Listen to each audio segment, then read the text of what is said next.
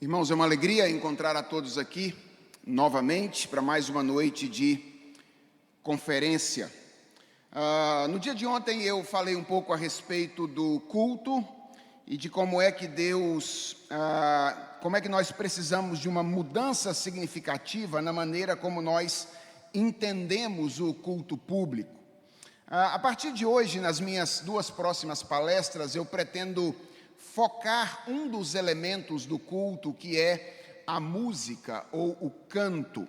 Na verdade, as duas palestras, a de hoje e a de amanhã, são resultado da minha dedicação nos últimos anos a estudar esse assunto dentro da tradição reformada, o que gerou um livro, um texto publicado pela editora Monergismo há 2 ou 3 anos atrás, texto que eu pude publicar na companhia de um querido amigo, pastor, lá na cidade de Porto Alegre, o reverendo João Batista dos Santos Almeida, e que tem como título A Música ou a Igreja Local e a Música no Culto, o canto calvinista e os desafios contemporâneos. Então, se você procurar isso aí na internet, no site da editora Monergismo, em outros sites de compra de livro, você certamente poderá encontrar este texto lá.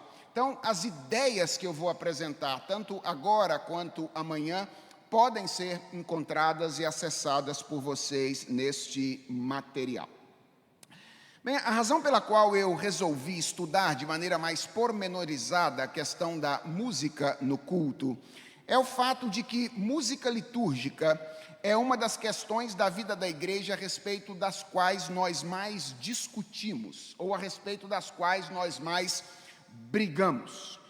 Por exemplo, nós discutimos qual é a melhor música, se a música antiga ou se a música contemporânea. Nós discutimos que tipos de instrumentos musicais nós podemos usar, que tipos de instrumentos musicais nós não podemos usar. Nós discutimos se existem formações e estilos musicais mais adequados para o culto público e menos adequados para o culto público. E eu costumo dizer, parafraseando o texto bíblico, com todo o respeito que o texto bíblico merece, que onde estiverem 2 ou 3 cristãos reunidos conversando sobre música, ali haverá uma confusão, certo? Onde houver 2 ou 3 cristãos conversando sobre música litúrgica, ali haverá uma confusão. Aqueles que pertencem a igrejas históricas, como eu, conhecem bem aquela briga clássica entre os conservadores musicais e os progressistas musicais. Eu sei que essas palavras estão um pouco maculadas pela discussão política dos nossos dias, mas eu uso aqui a palavra conservador e a palavra progressista no sentido que essas palavras têm na filosofia da história, que são o apreço pelo passado e o apreço pelo futuro. Então você, se é de igreja histórica, certamente já viu essa briga. Quem são os conservadores musicais?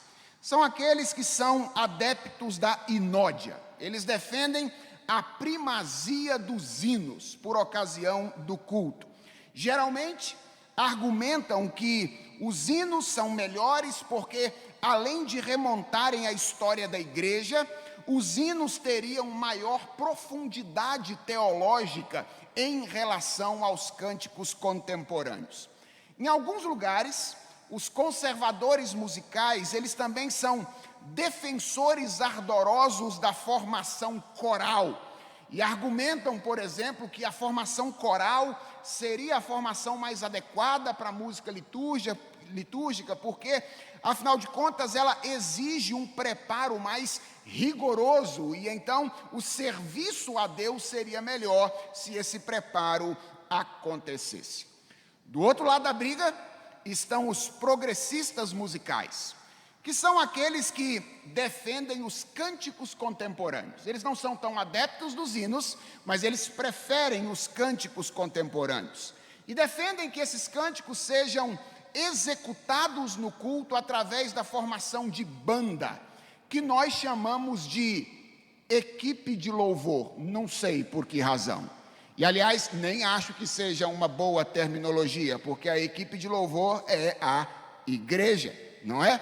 Aliás, essa confusão me incomoda muito, porque ela identifica duas coisas que não deveriam ser identificadas, porque ela empobrece, a identificação empobrece as duas coisas, que é a identificação entre música e louvor, certo?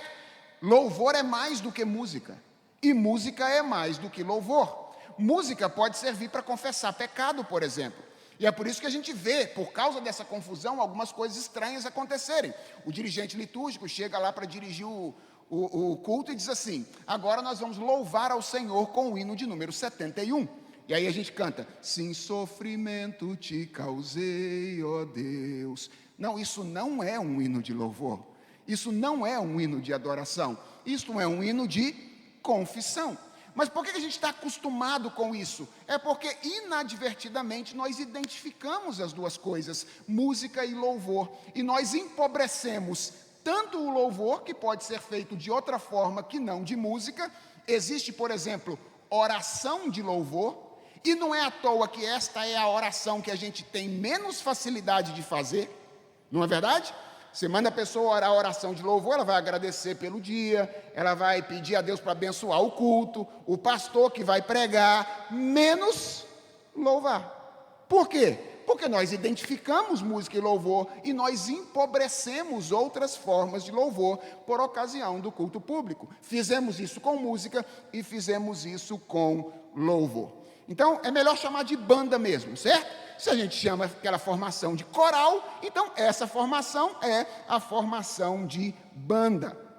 E geralmente os progressistas musicais, eles defendem esse modelo com base no argumento da contextualização.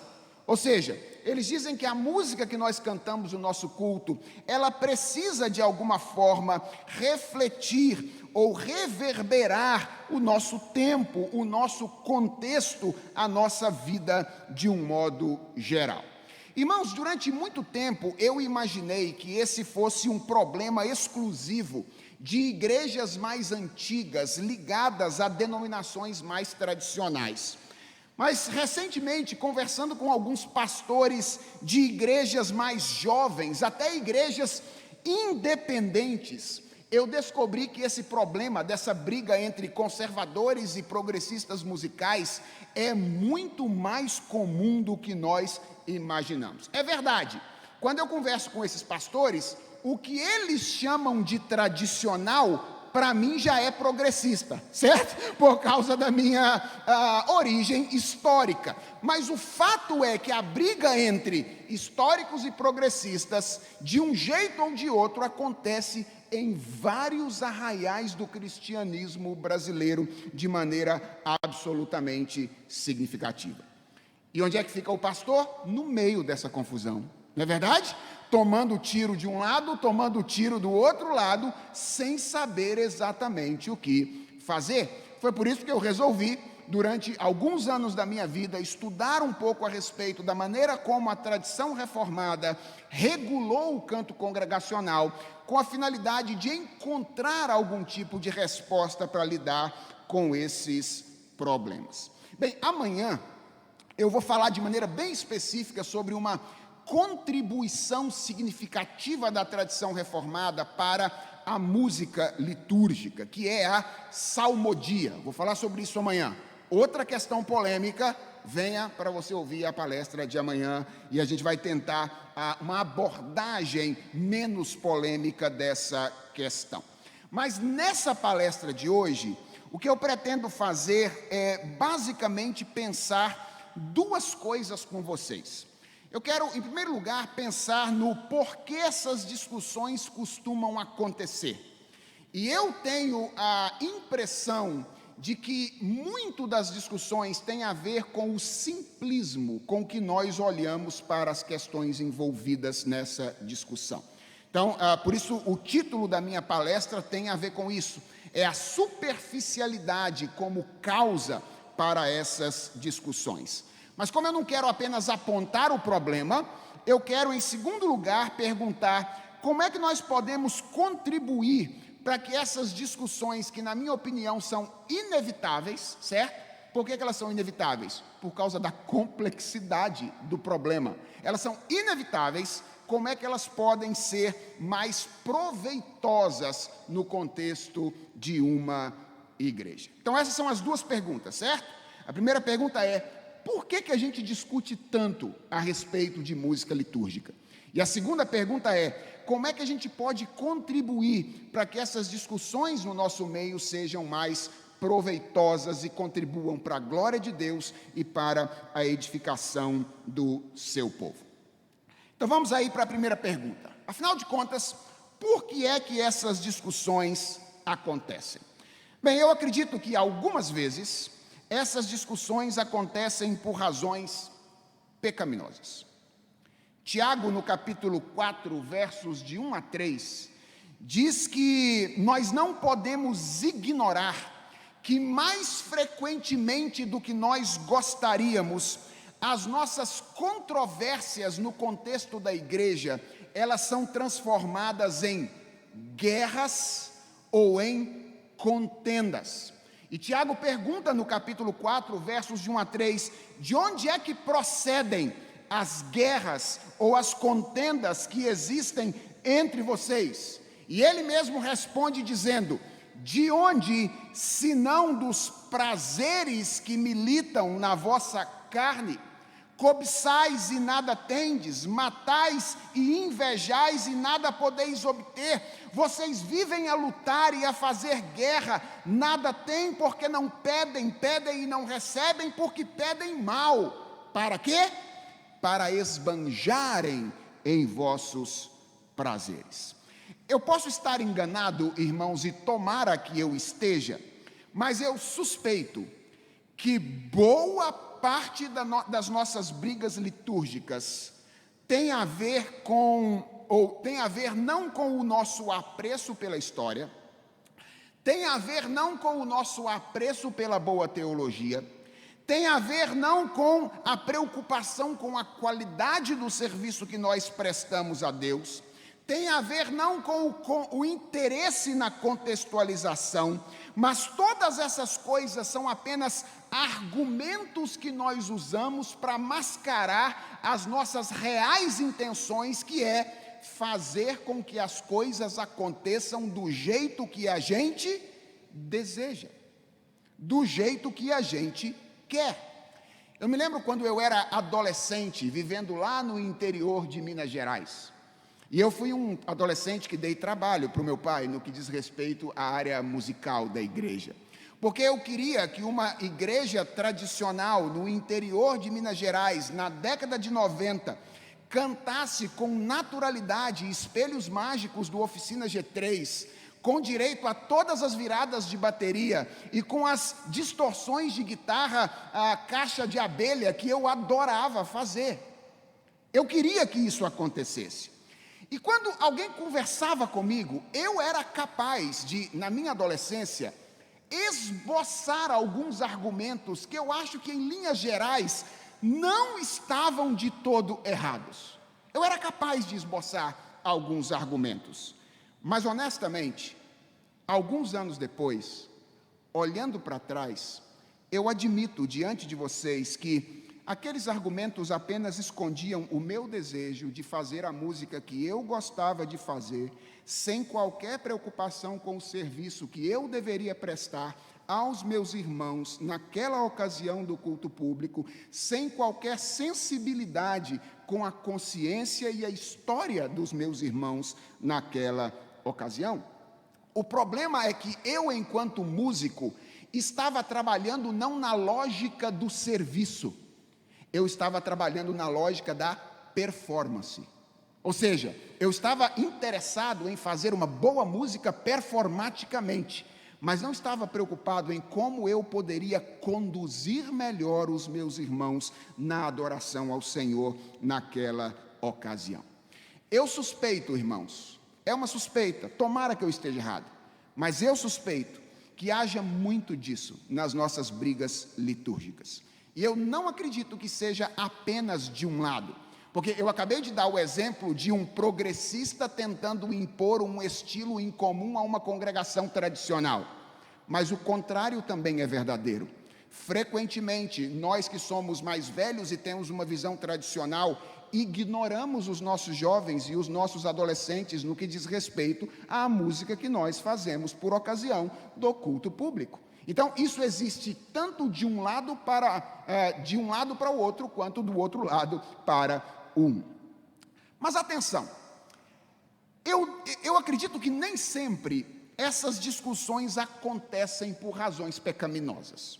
Algumas vezes são, mas outras vezes não. Eu acho que muitas vezes as discussões acontecem porque, de fato, música litúrgica é uma questão complexa. Irmãos, isso está muito longe de ser uma questão simples. E eu quero dar 3 razões pelas quais este é um assunto absolutamente complexo.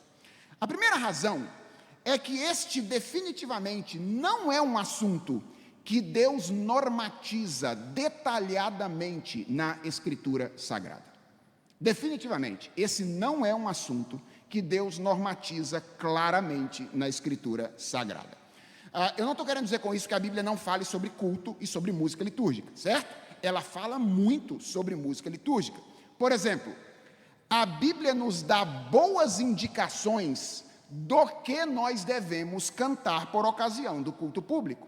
O apóstolo Paulo, escrevendo aos Efésios, no capítulo 5, verso de número 19, diz que nós nos enchemos do Espírito Santo, falando entre nós com salmos, hinos e cânticos espirituais. Aqui nós temos uma indicação daquilo que nós devemos cantar na igreja: salmos, hinos e cânticos espirituais. Historicamente tem havido muito debate quanto ao significado dessa expressão, mas aqui está a Escritura falando sobre o tipo de coisa que nós devemos cantar. Além disso, a Bíblia relata personagens cantando. A Bíblia oferece informações sobre a organização da música no serviço religioso do Antigo Testamento. Até a lista de chamada do coral do Antigo Testamento está registrada na Escritura Sagrada. A Bíblia traz listas de instrumentos musicais usados na adoração veterotestamentária. A Bíblia traz composições feitas em momentos singulares da história do povo de Deus. O Cântico de Moisés, por exemplo, é uma dessas composições. E a Bíblia tem até mesmo um livro inteiro que é um livro de cânticos e orações, um inário, que é o livro dos Salmos. Então, é óbvio que a Bíblia fala muito a respeito de música litúrgica. Não dá para dizer que a Bíblia não tem nada a dizer a respeito desse assunto. Mas, irmãos, eu vou repetir: não há um ordenamento detalhado na Escritura sobre como deve ser a música litúrgica no culto hoje. Por exemplo, quantos cânticos a gente deve cantar no culto? A Bíblia não normatiza isso. Quantos cânticos a gente deve cantar no culto? Qual é o estilo musical que a gente deve cantar no culto? A Bíblia não normatiza essa questão. Com que formação a música litúrgica deve ser conduzida ou deve ser dirigida? Eu lamento dizer, essas coisas não podem ser resolvidas com um assim diz o Senhor. Deixa eu fazer uma outra confissão para vocês. Eu já briguei muito com Deus por causa disso. Algumas vezes eu já cheguei diante dele para dizer: Senhor, 1 ou 2 capítulos só, e metade dos nossos problemas estariam resolvidos. Era só dizer lá, estilo X, quem sabe dar uma partitura, né, de uma música lá com andamento X ou Y, e metade dos nossos problemas de música litúrgica estariam resolvidos. Mas o fato é que Deus não nos deu. E eu parei de brigar com Deus quando eu me lembrei que Deus não tem apenas boas razões para aquilo que Ele faz. Ele também tem boas razões para aquilo que Ele não faz. Certo? Ou seja, se Ele não o fez, Ele tem boas razões para não ter feito. E talvez uma dessas razões seja o fato de que ele deseja que nós expressemos a nossa criatividade, que é um traço da imagem e semelhança dele em nós, quando nós escolhemos e regulamos a música por ocasião do culto público. Então, por que música litúrgica é um assunto difícil? Primeiro, porque a Bíblia não resolve esse negócio com a clareza que nós gostaríamos que a Escritura resolvesse. A segunda razão pela qual música litúrgica é um assunto difícil é que liturgia é um assunto difícil, certo? Liturgia não é um assunto simples. Quando nós estamos falando a respeito de liturgia, nós estamos falando da rotina ou da ordem que deve regular o culto ao Senhor. E quando nós falamos do culto ao Senhor, eu falei um pouquinho sobre isso ontem, nós estamos falando da mais nobre e da mais complexa atividade que nós fomos criados para realizar. Na maioria das vezes, quando a gente pensa no culto, na liturgia, a gente sempre pensa de maneira bíblico-teológica. Mas eu quero convidar você a pensar um pouquinho da perspectiva filosófica. Pense no culto em uma perspectiva filosófica. Talvez isso ajude você a perceber a natureza do que acontece por ocasião do culto público. Lembra que eu falei ontem que o culto é o encontro entre duas dimensões de natureza absolutamente diferentes? O que nós chamamos de culto é o encontro entre a eternidade e o tempo. Isso é o que nós chamamos de culto. No culto, o eterno e o temporal se encontram. Você já tinha parado para pensar nisso? Não existem, irmãos, reuniões que nós possamos fazer que sejam semelhantes ao culto. O culto é singular, ele é distinto de qualquer outra reunião humana. O culto não é uma aula, embora haja pregação e ensino. O culto não é um show, embora haja algum tipo de performance musical. O culto não é uma reunião de negócios, embora possa haver votos por ocasião do culto público. O culto não é uma celebração no sentido de ser uma festa de aniversário. Nenhuma dessas coisas encontra paralelo com a reunião litúrgica. O culto é o momento em que o Deus eterno nos encontra na concretude da nossa existência para alimentar a nossa relação com Ele e reorientar o nosso coração na medida em que Ele recebe a nossa resposta de serviço. A minha pergunta é: que tipo de música é adequada para um momento como esse? É isso que a gente está discutindo quando a gente está discutindo música litúrgica. É qual é a música apropriada para esse encontro sobrenatural e misterioso entre o eterno e o temporal. Isso está muito longe de ser uma questão simples que se resolve com facilidade. Mas há uma terceira razão pela qual a coisa é complexa. Não é só porque a Bíblia não nos oferece com toda a clareza que nós gostaríamos uma resposta, não é só porque liturgia é algo complexo, mas é porque finalmente música é algo tão complexo quanto liturgia. Deixa eu fazer uma pergunta para você. O que é música? Você já parou para pensar sobre isso? Já discutiu muitas vezes música litúrgica, né? Já deu muitas vezes a sua opinião sobre que música é adequada, que música não é. Parou alguma vez para tentar definir música? Dizer o que, afinal de contas, é música? Deixa eu dar uma definição para vocês. Há uma musicóloga chamada Suzanne Langer, que define música como o som modelado. Isso é música, certo? A música é o som modelado.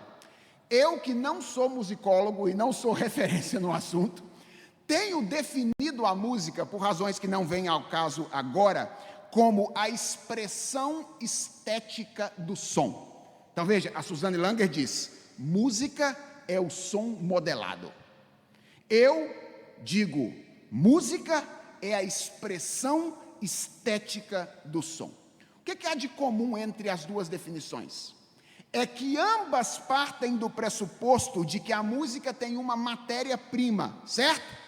Qual é a matéria-prima da música? É o som. Na verdade, deixa eu complicar um pouquinho mais. Para sermos mais precisos, nós poderíamos dizer que para a música existir, duas coisas são condições básicas: o som e o tempo, certo? Porque fenomenologicamente falando, a música nada mais é do que isso: a organização do som em um determinado intervalo temporal. Música é isso, é a manipulação dos sons e a organização dos sons por parte do ser humano em um intervalo de tempo determinado. Agora, deixa eu dar uma dica para você. Pegue qualquer livro de história do pensamento humano, qualquer livro de história da filosofia, e leia o capítulo sobre o que é o tempo. Sabe o que é que você vai descobrir? Que esse é um dos maiores mistérios que existe para o ser humano até os dias de hoje. Absolutamente todos os filósofos ao longo da história falaram sobre o tempo.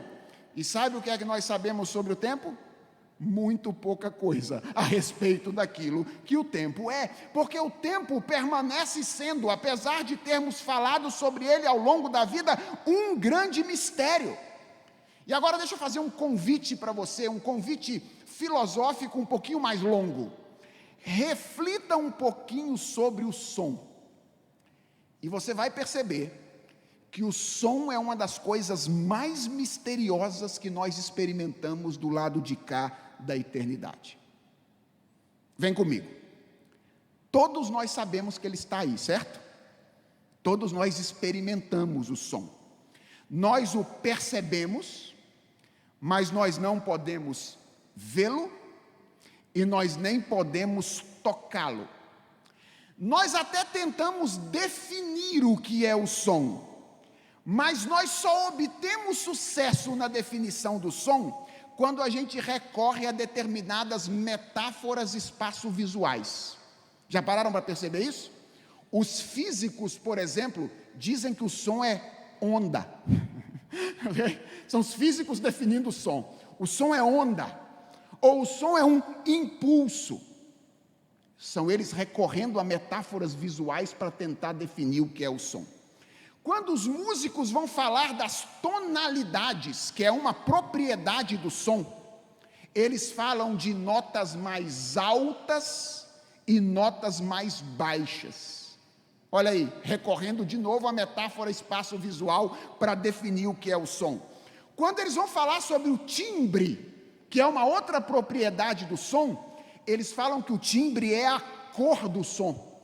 Então existem timbres mais brilhantes e timbres menos brilhantes. É a gente tentando capturar essa experiência que a gente tem na realidade, que a gente sabe que está aí, não consegue ver, não consegue tocar, e a gente vai tentando definir usando metáforas, espaço-visuais. Há estudiosos que dizem que isso tem a ver com a maneira como o pensamento se desenvolveu, de maneira muito visiocêntrica, enfatizando os olhos em relação ao ouvido. Não interessa. O que interessa é que quando nós vamos definir o som hoje, nós temos dificuldade de fazê-lo. Vamos dar um passo além? Todos nós sabemos que o som procede de algum lugar. Então a gente sabe, por exemplo, que o som, ele procede sempre de uma fonte.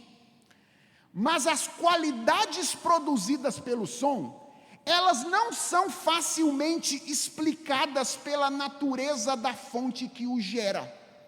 Por exemplo, a crina de um cavalo não dá qualquer pista a respeito do som que ela pode produzir, até que ela seja friccionada pelo arco nas cordas de um violino.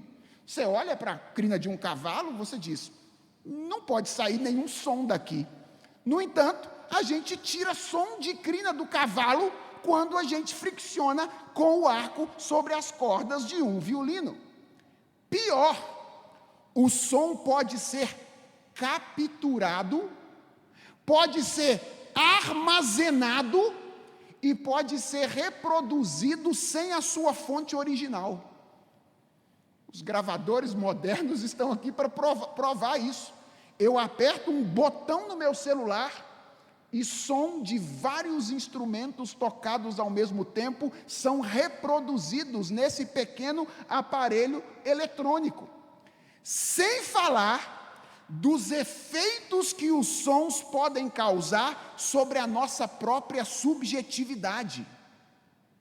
Por exemplo, quando alguém fala e a gente tem uma sensação através da voz. Não é isso que a gente canta? Só de ouvir tua voz e sentir teu amor, só de pronunciar o teu nome, os meus medos se vão, minha dor, meu sofrer, pois de paz tu inundas meu ser. Só de ouvir a voz. Que negócio é esse? Capaz de fazer com que os nossos medos possam ir embora, fazer com que as nossas sensações sejam mexidas através de algo que nós ouvimos. Por que esse movimento todo aqui, irmãos? Apenas para mostrar que o som é uma das coisas mais misteriosas com as quais nós nos relacionamos do lado de cá da eternidade. E eu acho que é porque, de um modo absolutamente fascinante, o som parece nos dar a prova física da existência de um mundo invisível. Por que o som é tão fascinante? Porque ele parece nos dar a prova física de que esse mundo material não é tudo o que existe. Há um outro mundo quando nós experimentamos, por exemplo, o som. Deixa eu complicar um pouquinho mais a sua vida. Lembre-se que música não é apenas som, certo? Música é som modelado. O que isso significa? Significa que música é um produto cultural. A música é o resultado do trabalho humano de cultivar o jardim criado por Deus ao longo da história.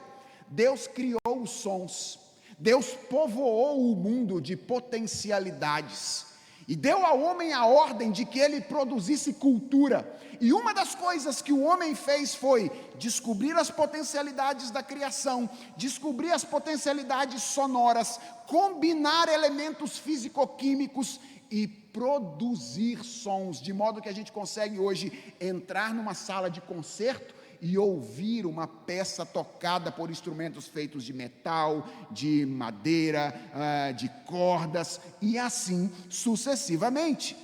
A música é um produto cultural humano. Sabe o que significa isso? Que não existe música sem história. Não existe música sem linguagem. Não existe música sem contexto social, apenas para referir àqueles aspectos que são mais facilmente perceptíveis na nossa relação com a música. Por que eu estou mencionando isso? Para dizer que música está muito longe de ser um elemento estático, como a gente às vezes imagina que ela é. Irmãos, a música é um produto absolutamente dinâmico. Tão dinâmico que, a depender do tempo em que a gente tiver de distância de uma cultura, nós somos simplesmente incapazes de imaginar o tipo de música que aquela cultura produzia. Um dos apêndices do livro que nós escrevemos é sobre como cantavam os primeiros cristãos. Nós nos pusemos a pesquisar como é que a igreja primitiva cantava, afinal de contas, frequentemente o argumento que muitas pessoas hoje usam para defender o seu tipo de música é dizer que eles estão retornando ao canto da igreja primitiva. E sabe qual é a conclusão a que nós chegamos? É que é simplesmente impossível saber como é que os primeiros cristãos cantavam. Não havia sequer notação musical naquele período. E é bem provável que não existisse nada semelhante à música que nós conhecemos hoje nos cultos da igreja primitiva. Talvez existia alguma coisa mais parecida com a cantilação atanasiana, mas é bem provável que não existia nada semelhante ao que nós conhecemos como música nos nossos dias. É simplesmente impossível, por causa da mobilidade cultural, histórica, das condições que são estabelecidas, a gente reproduzir ipsis literis aquilo que era feito no passado. Irmãos, onde é que eu quero chegar com isso? Qual é o meu objetivo aqui? O meu objetivo é dizer que diante desse cenário, certo? Esse é o cenário. A ausência de um ordenamento detalhado na Escritura, a complexidade do que acontece por ocasião do culto público e a complexidade dessa manifestação artística que aprouve a Deus inserir por ocasião da adoração a Ele, é simplesmente impossível que controvérsias entre nós não existam a respeito dessa questão. Aliás, eu diria, eu me espantaria se a gente conseguisse lidar com essa questão sem controvérsia, certo? Dada a complexidade, eu ficaria espantado se a gente conseguisse lidar com ela sem nenhum tipo de discussão. O que me leva a dizer que discutir sobre música não é o problema. Nós podemos discutir sobre música. Nós devemos discutir sobre música litúrgica. O problema, na minha opinião, é o modo como muitas vezes nós participamos dessas discussões. Que modo? O simplismo, a superficialidade, sem levar em conta a complexidade das questões que estão envolvidas nelas. Frequentemente, muito a partir das nossas preferências subjetivas e não a partir de critérios de discussão mais objetivos. O problema, irmãos, esse é o meu ponto, é que frequentemente a gente quer discutir música litúrgica e faz isso de uma maneira frequentemente tão veemente, sem termos refletido com a devida seriedade a respeito do que são essas duas coisas que compõem aquilo que a gente está discutindo. Primeiro, o que é a liturgia, e depois o que é a música. Dito isso, eu gostaria então de encerrar a minha palestra de hoje fazendo algumas propostas práticas, pensando em como é que nós podemos tornar essa discussão mais proveitosa para a igreja do Senhor Jesus Cristo. Então a pergunta a partir de agora é essa: como as nossas discussões podem ser mais proveitosas? Em primeiro lugar, eu não quero que a minha fala desencoraje você, certo? Não quero que você saia e fale assim: nossa, pai, depois que aquele pastor falou lá sobre esse negócio de que é música, aquelas definições filosóficas difíceis e tal, eu não vou falar nunca mais sobre o que é música litúrgica. Eu não quero que você saia daqui desencorajado. Por favor, ouça isso. Não entenda essa palestra como um discurso elitista que propõe que apenas um grupo de iluminados pode falar a respeito de música litúrgica na igreja. Não é isso que eu penso.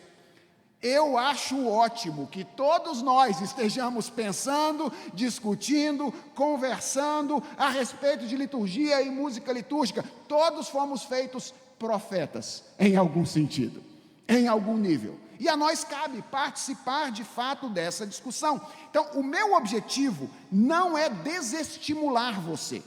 Pelo contrário, eu quero encorajar você a continuar trilhando essas estradas que são sinuosas às vezes, mas elas são belas e ricas e nos permitem ver a beleza e a grandeza do Deus a quem nós servimos. Então, eu não quero que você pare de conversar sobre música litúrgica e discutir. Ao mesmo tempo, eu desejo sim propor que você seja cuidadoso e que você meça bem o ambiente e as palavras. Irmãos, nós temos um problema na nossa geração. Sabe qual é o problema da nossa geração? É que as redes sociais têm nos estimulado cada vez mais a falar o tempo todo sobre todos os assuntos, como se fôssemos o maior especialista sobre eles. Esse é um problema da nossa geração. Nós somos estimulados a falar o tempo todo sobre todos os assuntos, como se nós fôssemos a maior autoridade em todos eles. Então, deixa eu fazer uma recomendação a você. Tome cuidado com isso. Uma das consequências do encontro com o Evangelho é que o Evangelho precisa nos dar uma visão mais exata de quem nós somos. Lembra do que o apóstolo Paulo diz, fazendo a sua primeira aplicação prática da Epístola aos Romanos? Logo depois de dizer: eu rogo a vocês que vocês apresentem o corpo de vocês por sacrifício vivo, santo e agradável a Deus, que é o culto racional de vocês. E então ele diz: o que significa isso? Qual é a primeira aplicação que o apóstolo Paulo faz? Ninguém pense de si mesmo além do que convém. Essa é a primeira orientação que o apóstolo Paulo faz. Ninguém pense de si mesmo além do que convém. Então, a primeira aplicação dessa noite é: continue discutindo, mas faça isso cuidadosamente. A segunda é: continue cantando, certo? Continue cantando. Deus não nos criou apenas para discutir. Tem gente que adora discutir, mas parece não gostar de cantar. Deus nos criou tanto para discutir quanto para cantar. Talvez Ele tenha nos criado mais para cantar do que para discutir, certo?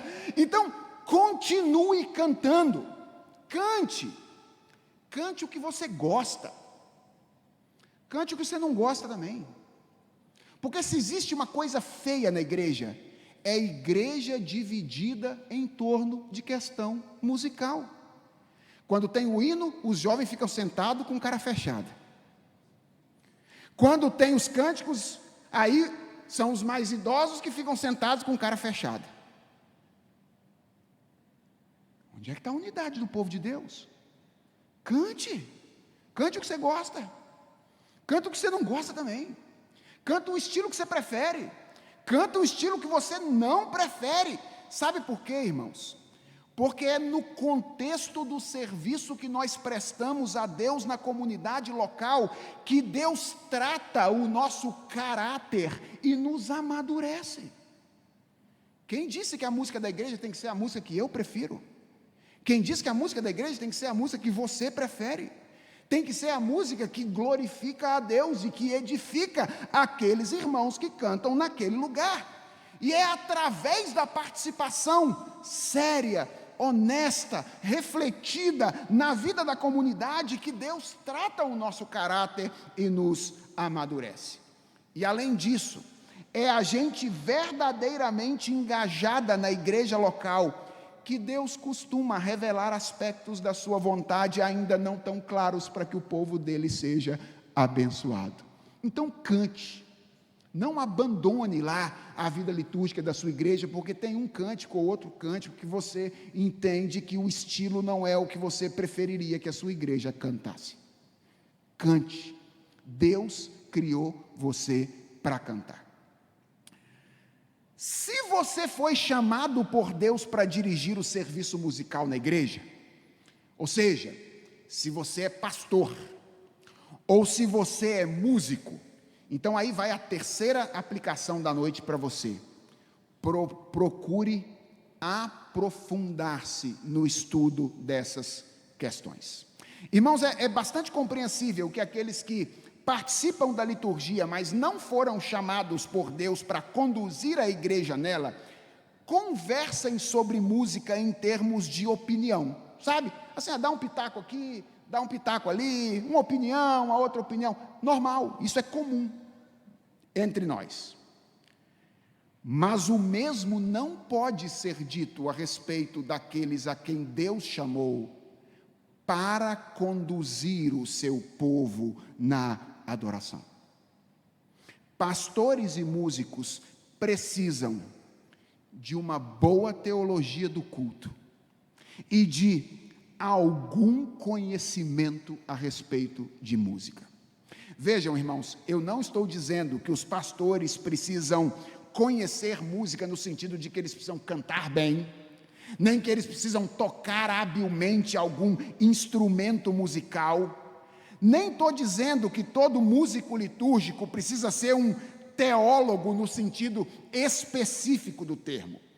O que eu estou dizendo é que músicos litúrgicos não podem ser analfabetos teológicos, e pastores não podem ser analfabetos em música, porque eles juntos precisam trabalhar para conduzir o povo de Deus em uma das coisas que Deus disse que tem a acontecer no culto, que é cantar. Eles precisam dirigir a igreja por ocasião da música ou do canto congregacional. E para isso não existem atalhos. Tem que estudar. Não tem atalho. Sabe, eu queria que tivesse assim, a oração forte do conhecimento musical.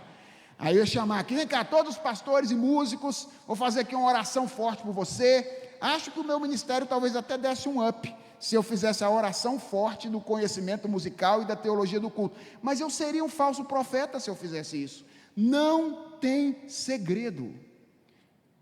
Músico de igreja tem que estudar algo de teologia do culto. E pastor tem que ler alguma coisa a respeito de música, fazer um cursinho aqui, um outro ali, para minimamente conseguir lidar com essas questões no contexto da igreja local.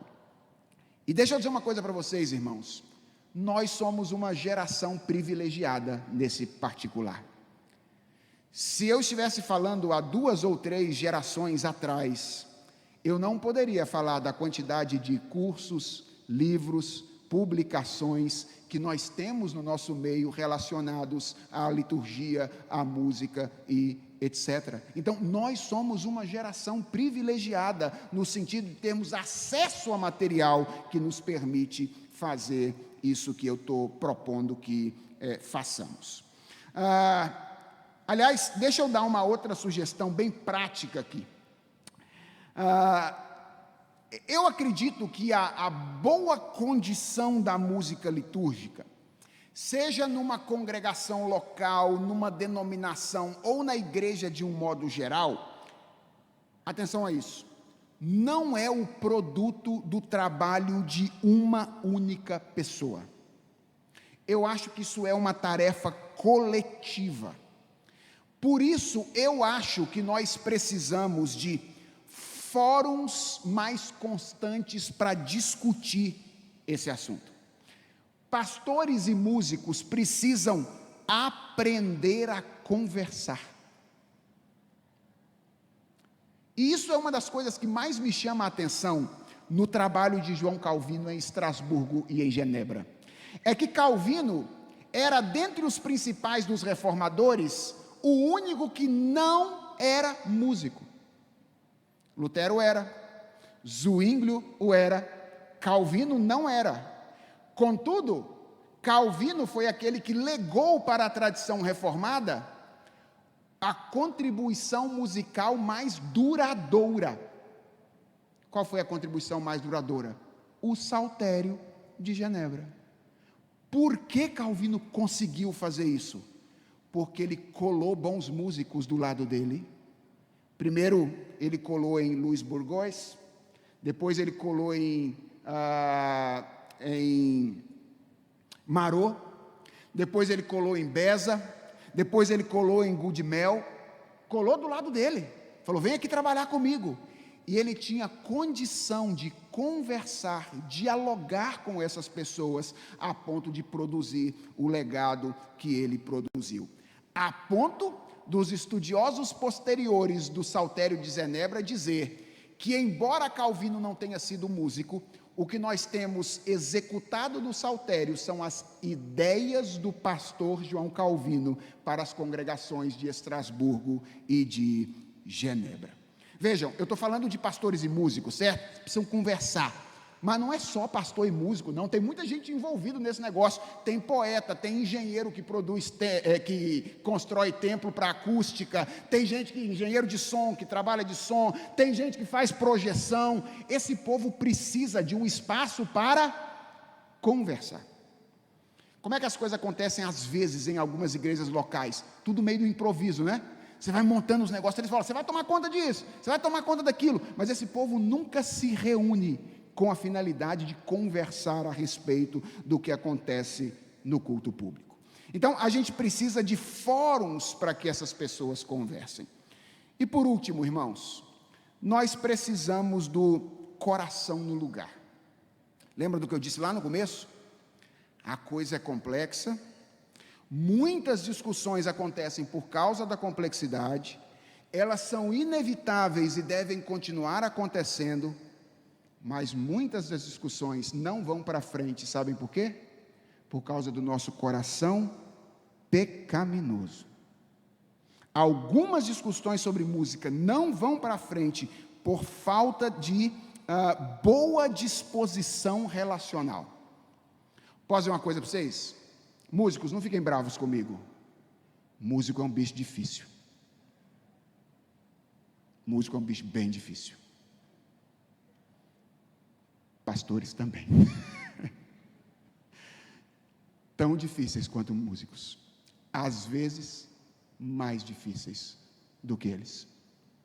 Nós precisamos que Deus cuide do nosso coração. Sabe o que nos falta, irmãos, algumas vezes nesse debate sobre música? O esvaziamento necessário para sabermos que não deve ser da maneira como nós preferimos. Deve ser da maneira como Deus é glorificado. Deve ser da maneira como o povo de Deus é abençoado.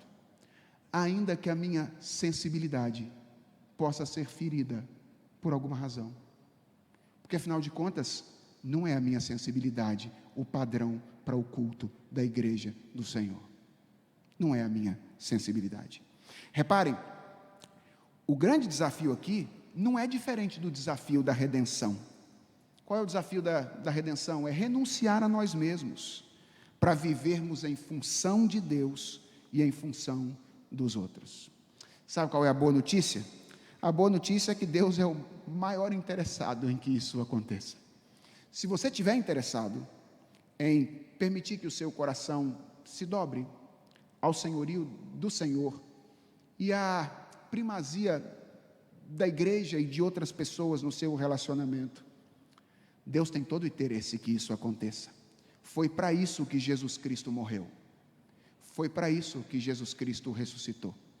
Para ensinar a mim e a você a viver não em função de nós mesmos, mas em função daquele que por nós morreu e que por nós ressuscitou. Vamos orar?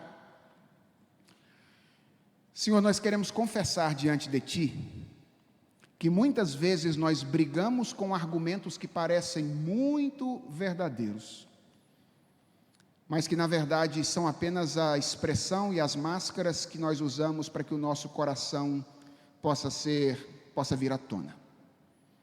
Seria feio demais dizer que a gente quer as coisas do nosso jeito. Então, às vezes a gente usa máscaras para mascarar isso diante do Senhor e diante da igreja. E nós queremos nos arrepender diante do Senhor nessa noite, nos arrepender de quantas vezes nós tendemos a fazer as coisas baseado na nossa sensibilidade. Ajude-nos, ó Deus, a ter real dimensão da complexidade dessa questão na vida da igreja, que é a questão e o problema do canto litúrgico, da música litúrgica, e nos dá a seriedade para tratar esse assunto, não de acordo com as nossas vontades ou os nossos desejos subjetivos, mas guiados pelos princípios da tua palavra, conduzidos por aquilo que o Senhor já fez na história através da nossa tradição, aplicando os princípios da tua palavra, da nossa boa tradição, à nossa realidade atual. Abençoa os pastores, abençoa os músicos, dá, ó Deus, que o relacionamento entre eles seja um relacionamento adequado, agradável a Ti, para que a Tua igreja, no final, seja edificada por aquilo que nós cantamos por ocasião do culto público.